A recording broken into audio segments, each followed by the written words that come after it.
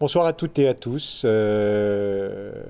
Bienvenue comme tous les jours pour notre petite vidéo avec Olivier. Quelques petites infos et 3 invités aujourd'hui avec des invités tous issus du monde du sport. Absolument. Voilà. C'est une journée sportive aujourd'hui. Bonjour à tous. Alors dans les petites infos, une première info sympathique et intéressante, à savoir que le préfet de région, notre nouvelle préfète de région, avait réuni il y a peu un certain nombre d'entreprises du Grand Est, je crois qu'il y en avait plus d'une vingtaine, qui se sont toutes mises à produire différents types de masques. Saluons l'initiative de la préfecture de région, qui n'a pas communiqué à mon sens encore sur ce sujet. Mais c'est une information intéressante. Je crois que 4 millions de masques ont déjà été produits dans ce cadre-là, et d'autres entreprises vont encore rejoindre le dispositif. On vous en dira peut-être un peu plus dans les jours à venir quand on aura plus d'informations, mais donc sachez que dans le Grand Est actuellement on produit des masques adaptés à tous les usages, y compris aux usages hospitaliers. Deuxième petite information, on vous avait dit qu'on essaierait cette semaine de faire des petites synthèses relatives aux informations qui circulent sur cette question du coronavirus. En fait, aujourd'hui, j'ai eu l'occasion d'écouter un podcast de Radio France Internationale pour tous ceux qui veulent faire un point sur le sujet, les connaissances, les interrogations, et puis peut-être voir se dessiner un petit peu les possibles conditions du déconfinement demain. Je vous encourage vraiment à écouter cette émission qui est extrêmement intéressante, voire à la réécouter, parce que c'est assez riche en informations. Dans les petites infos tervilloises, alors merci à l'association Tech-Tic&Co de Thionville, voilà, qui nous a remis une très jolie visière, très saillante. Violaine, on vous a dit qu'il ne fallait pas rire pendant qu'on parlait. C'est bien, vous vous êtes retenu. Merci beaucoup, c'est vraiment c'est très très sympa. On va en faire bon usage. On n'a encore pas décidé des affectations. On va en parler avec les différents acteurs de la commune. Ça souligne une fois de plus toutes les initiatives qui sont prises dans ce cadre-là, Ouais, donc l'association, les uns et les autres. L'association nous a donc donné 10 visières au titre de la ville, mais ils ont aussi donné des visières à l'EHPAD et à différentes structures de tout le secteur. Alors ils n'ont pas une grosse capacité de production, mais ils se sont proposés de répondre autant que possible à tous les besoins qui pourraient leur être communiqués. Donc voilà. Voilà, ça rentre dans le cadre de toutes les initiatives dont on vous parle un petit peu au fur et à mesure des jours, visant à fournir ou parfois produire différentes protections pour la population ou simplement les personnes les plus exposées. Olivier, encore un mot sur les déchets verts écoute, notre initiative rencontre un vif succès au niveau de la population. On est vraiment de nombreux Tervillois nous appellent afin de pouvoir bénéficier de la récolte des déchets verts.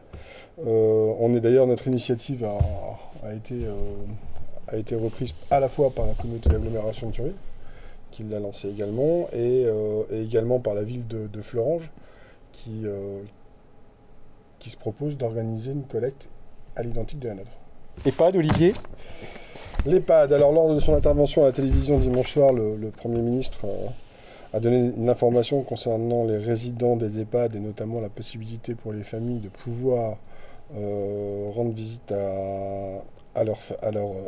aux personnes qui sont dans les EHPAD.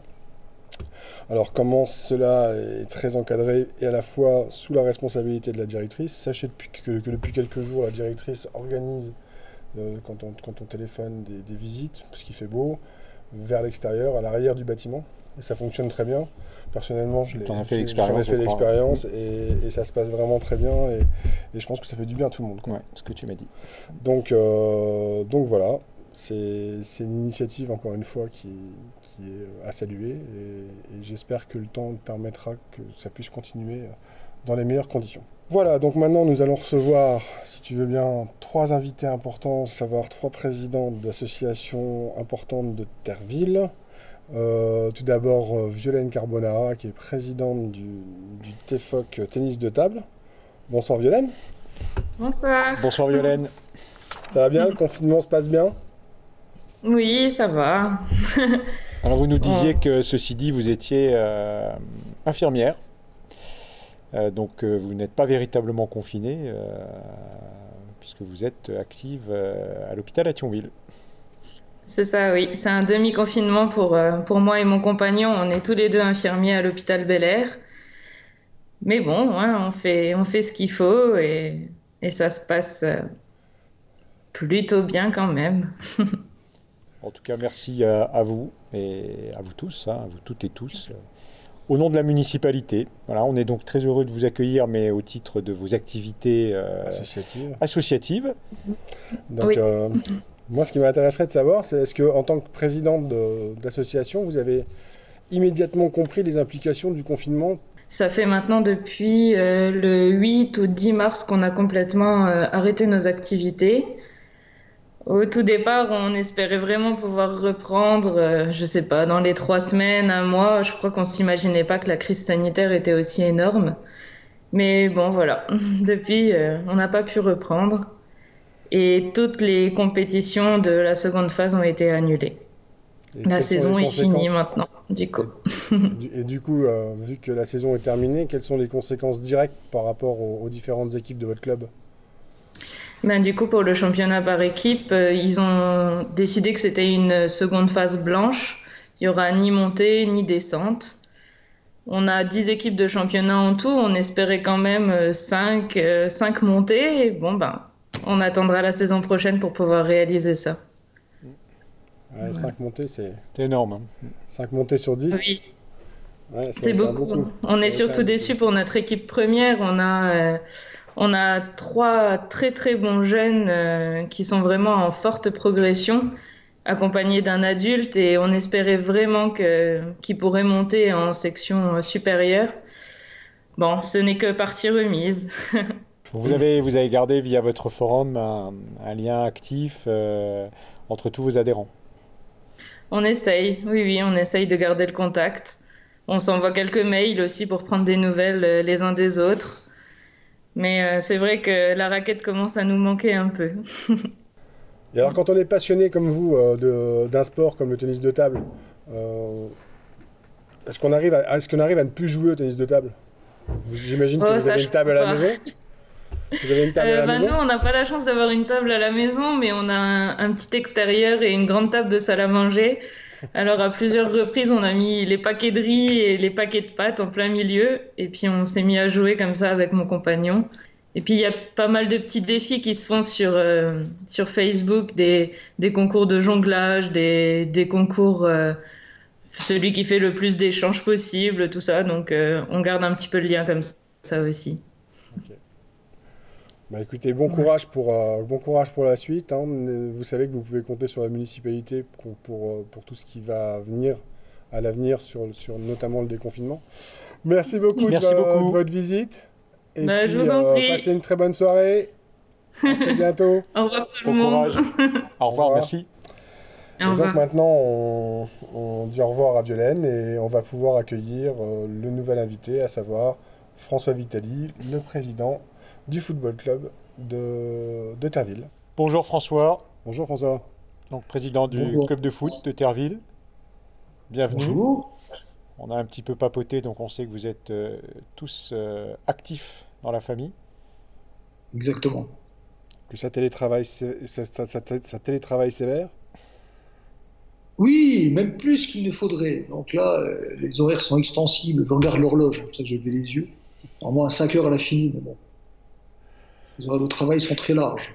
Alors c'est intéressant parce que ce qu'on constate là depuis le début du confinement, c'est que on aura sûrement après coup, si la législation évolue un petit peu, notamment par rapport à Luxembourg, ça c'est encore un autre sujet, mais probablement un développement du télétravail. Il y a pas mal d'entreprises qui se rendent compte que pour certaines activités ou dans certains secteurs, ça fonctionne très très bien.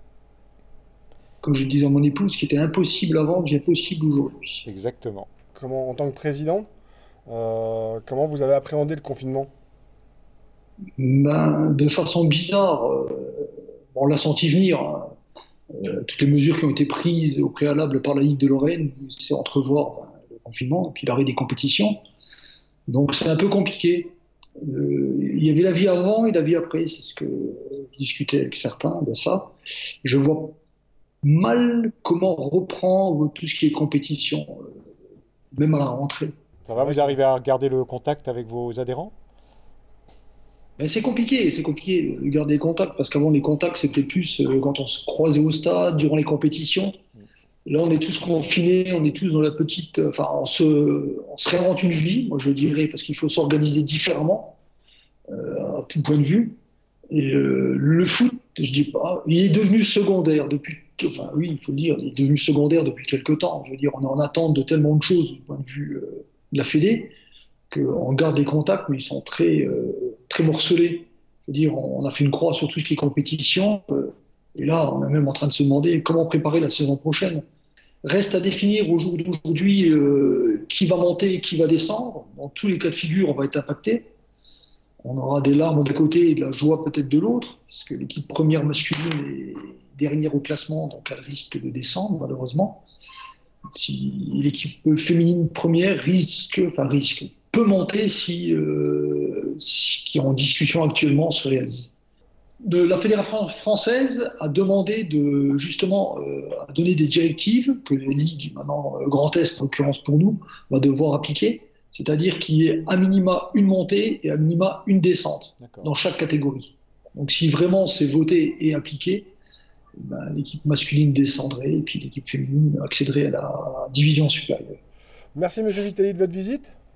Bonne continuation. Merci à vous. Et puis que tout le monde se porte bien chez vous. Bonne chance pour la suite. Et puis à bientôt. Merci. Et au plaisir de se revoir. Merci à vous en tout cas. Merci. Bonne soirée. À bientôt. Au revoir. Au revoir. Prenez soin de vous. Et donc après M. Vitali, nous allons recevoir un dernier invité, à savoir le président du TEFOC, Daniel Monkowski. Bonsoir Monsieur le Président. Bonsoir Monsieur Postal. Vous allez bien? Vous vivez bien le confinement? Oui, bien obligé. On préférerait évidemment que ça ne se soit jamais arrivé et qu'on puisse qu'on ait pu continuer normalement notre vie, mais bon, on fait avec. Vous présidez l'association, ou en tout cas voire l'association tervilloise la plus importante en termes de budget, en termes de résultats, en termes de nombre de salariés.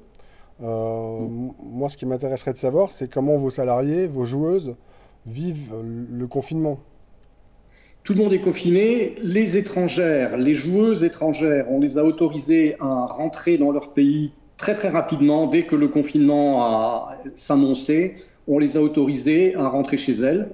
Alors certaines aux États-Unis, une autre en Ouzbékistan, au Portugal.